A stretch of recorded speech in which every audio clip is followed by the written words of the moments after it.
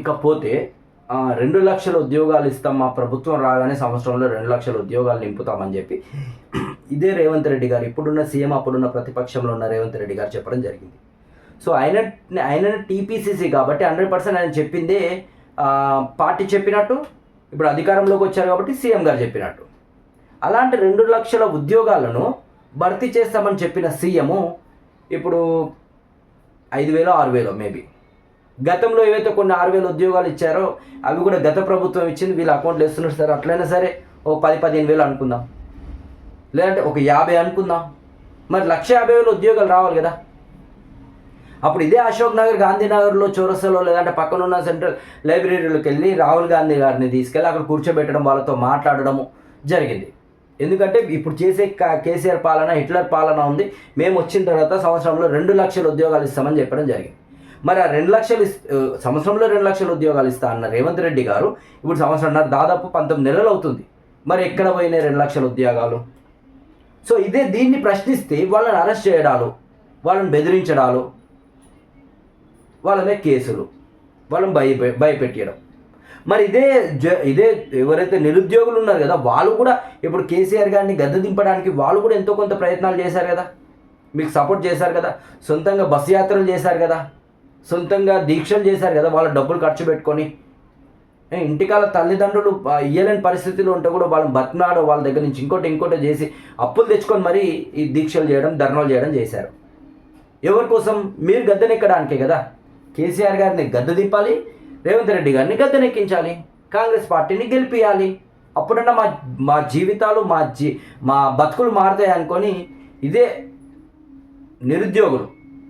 నిరుద్యోగులు బాబులు మొక్కల వాళ్ళని, ఇదే నిరుద్యోగులు ఆ తల్లిదండ్రుల దగ్గరికి వెళ్ళి, వాళ్ళ ముసలాబాల దగ్గరికి వెళ్ళి, తాత నానమ్మ అమ్మమ్మల దగ్గరికి వెళ్ళి కాలు మొక్కి బతిమలాడి, మీరు ఈసారి ఓటు కాంగ్రెస్కి వేయాలంటే, లేదు బిడ్డ మాకు మంచి పింఛన్ ఇస్తుంది, మేము కేసీఆర్ గారికి వేసాం, లేదు మీరు కనుక 1,000-2,000 కక్కుర్తి పడితే మా మెడలకు ఉరి పడతాయి, రేవంత్ రెడ్డి గారు వస్తే 4,000-6,000 చేస్తారంట, మీ బతుకులు మారిపోతాయి, మంచి బతకొచ్చు, లేదు అంటే ఆ పింఛన్ కూడా అక్కర్లేదు, మాకు 1,000 కొద్ది జీతాలు వస్తే మేము కూర్చొని తింటాం, మేము ప్రశాంతంగా గవర్నమెంట్ జాబ్ అంటారు 3-4 గంటలు పని చేస్తాం, మీకు మంచి పొజిషన్లో ఉంటాం కాబట్టి మీకు ఆ పింఛన్లు అక్కర్లేదు, ఎవరిని అడుక్కోవాల్సిన అక్కర్లేదు, నానమ్మ తాత అమ్మమ్మ, నానమ్మ తల్లి అక్క చెల్లె అయ్యా అని చెప్పి వాళ్ళని కాలవేలో పట్టుకొని వాళ్ళని బతిమిలాడి వాళ్ళ కాలు మొక్కి ఇంటింటా తిరిగి ఊరూరా తిరిగి ఇదే నిరుద్యోగులు ఇప్పుడు వాళ్ళని కనబడితే వాళ్ళని బెదిరించాలి, వాళ్ళని భయపెట్టాలి. మీరు మీడియా ముందు మాట్లాడొద్దు. ఎందుకు మాట్లాడొద్దు? అప్పుడున్న స్వతంత్రం మాట్లాడడానికి ఇప్పుడు ఎందుకు లేదు? ఈ కాంగ్రెస్ పాలనలో, ప్రజాపాలనలో ఎందుకు లేదు? చెప్పాలి కదా మీరు ఎందుకు లేదో. అంటే మిమ్మల్ని క్వశ్చన్ చేయొద్దు, మిమ్మల్ని అడగొద్దు, మీరు ఉద్యోగాలు అడగొద్దు. మీరు ఎట్లానే తినండి, మీరు కారం వేసుకొని తినండి, 5 రూపాయల భోజనం తినండి, ఏదైనా తినండి, కానీ మీరు అడగొద్దు. విచిత్రం ఏంటంటే ఇదే పార్టీలో కొంతమంది ఎమ్మెల్సీలు కానీ ఎమ్మెల్యేలు కానీ మేము ఎక్కడ చెప్పలే, మా ప్రభుత్వం నుంచి మేము ఎక్కడ చెప్పలే 2 లక్షల ఉద్యోగాలు ఇస్తామని మేము ఎక్కడ చెప్పలే అని మళ్ళీ అబద్ధాలు ఆడతారు. మీ సీఎం గారు అప్పుడున్న మాజీ టీపీసీసీ గారు హోదాలను చెప్పడం జరిగింది 2 లక్షల ఉద్యోగాలు ఇస్తారని. నేను అనేది ఏంటంటే ఇవ్వకపోయినా పర్లేదు, కానీ ఎందుకు తప్పు ఆ నిజాన్ని బొంద పెడుతున్నారు మీరు? నిజాన్ని నిజంలానే బతకనివ్వండి, దాన్ని ఎందుకు చంపేస్తున్నారు మీరు?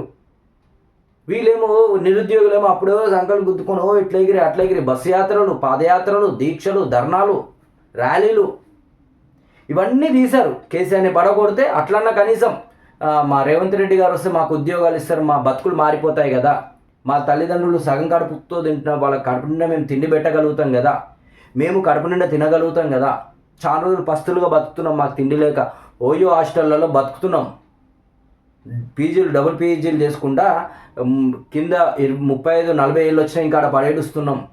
సో జాబులు లేక, మాకు ఉద్యోగాలు లేక, మమ్మల్ని ఎవరు దేకుతలేరు, మాకు పిల్లని ఇస్తలేరు, కనీసం పెళ్లి చేసుకునే ధైర్యం కూడా మాకు లేదు, పెళ్లి చేసుకున్న వాళ్ళ పిల్లల్ని నడిపే ధైర్యం కూడా మాకు లేదు, ఉద్యోగాలు లేక అని చాలామంది బాధపడుతున్నారు నిరుద్యోగులు.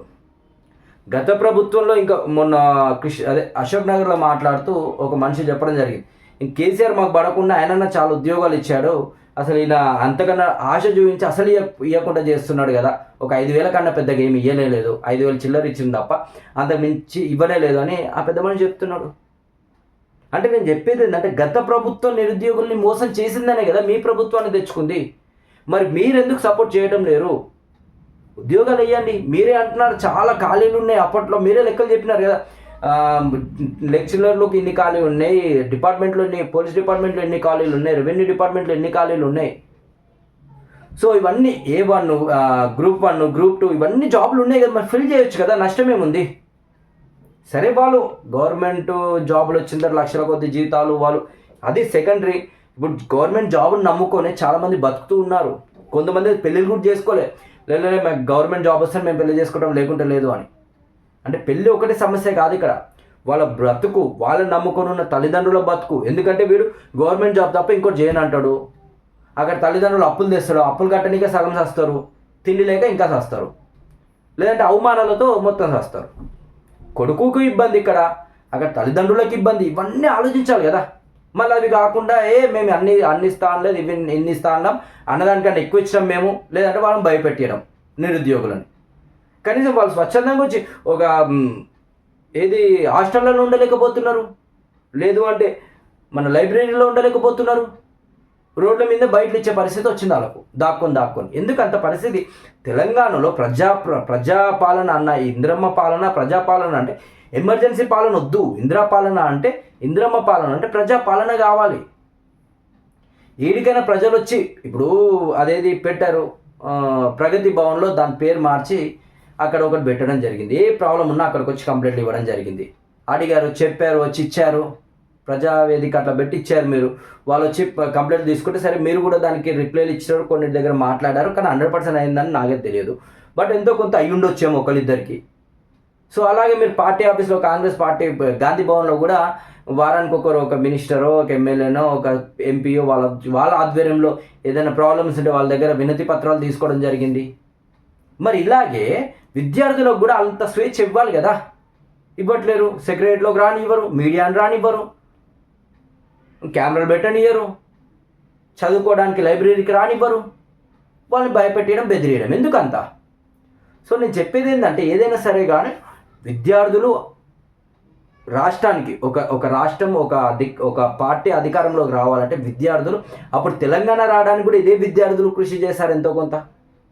ఇప్పుడు ఏదైతే ప్రభుత్వాన్ని పడగొట్టడానికి విద్యార్థులే కృషి చేశారు ఎంతో కొంత. మీరు గెలవడానికి కూడా విద్యార్థులే కృషి చేశారు. సో ఇలాంటి వాళ్ళని మర్చిపోవడం అయితే కరెక్ట్ కాదు నా ఉద్దేశం. ఎందుకంటే మీరు కళ్యాణ లక్ష్మి, తులం బంగారం ఇస్తా అన్నారు, ఇయ్యలేదు. రుణమాఫీ ఫుల్ ప్లేస్గా చేస్తా అన్నారు, 100% కాలేదు.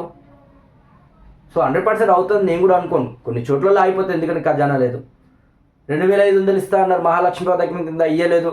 సరే ఫ్రీ బస్సు నడుస్తుంది, కరెంట్ బిల్లు ఫ్రీ నడుస్తున్నాయి కొన్ని ఏరియాలలో, అది సంతోషం.